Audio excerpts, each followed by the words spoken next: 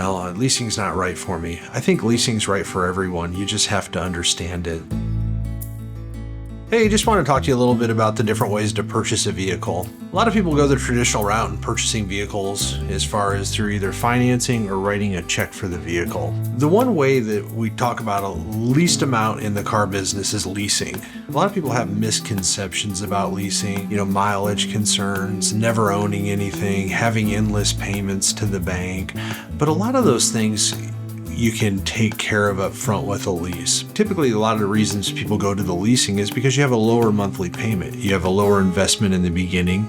Typically, you're not putting as much money down, thinking, I've got to put $10,000 down to get a payment that works on the vehicle that I want. You can maybe get away with sometimes $0 to $2,000 to $3,000. Get you to a point where you're having a payment that fits a little bit better into your budget. It also allows you to have the latest technology. So in 3 years, as technology evolves every year, you have the latest and the greatest. With that, you're not getting the bottom of the barrel car. You're getting something with a little bit of technology, something that suits your needs without having that big payment. But a couple things that I like to share with people when they get in these situations is the fact that the mileage should not be a concern. Most of the manufacturers nowadays will allow you to build that lease with up to almost 100,000 miles on them. So when you go into the dealership, you can visit with them and they can tailor that lease to your needs.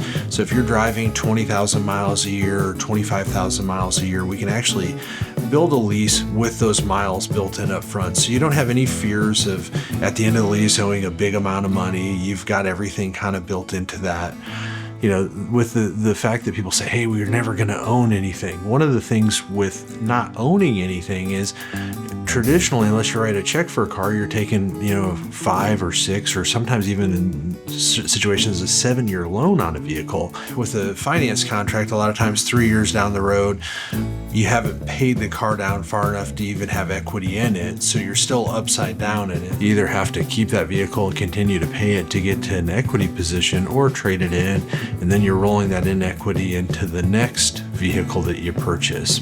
With a lease, at the end of 3 years, if the vehicle is worth a lot less than what you owe on the vehicle, you turn the lease in. You don't have any depreciation concerns. So if the car loses a ton of value in the first year and you're purchasing it, and next thing you know, you look at your balance and what the books are saying that car's worth, and you think, oh my gosh, I'm way upside down. With the lease at the end of 3 years, you give the keys back to the manufacturer and you look to lease another vehicle if that worked for you. And if that doesn't work for you, you can always purchase the next vehicle. A couple other nice things about it is obviously maintenance cost on a lease is very minimal. Most of the things that you're going to find that need to be done are going to just be your oil changes and tire rotations. You're not going to hit any of your major milestones in the traditional lease, at your 50,000 mile point, that you're going to need to have the higher cost maintenance items done. You have lower repair costs with a lease because it's always going to be covered under manufacturer's warranty. So if something goes wrong with the car, you're not like, I've got to come up with a bigger bill to figure out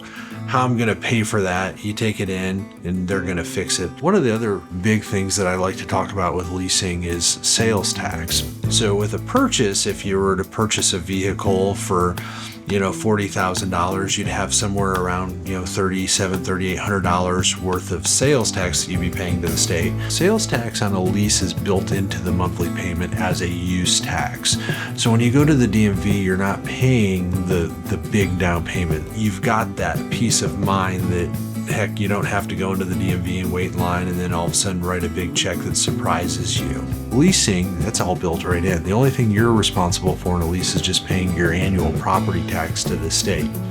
So as far as the leasing goes, most people find that to be a good option. It keeps you kind of with your budget in mind. I personally do it myself and have never had any real big issues with it. Hopefully we pointed out some different things here that will help you understand leasing. Something I would definitely encourage people to look forward and look into.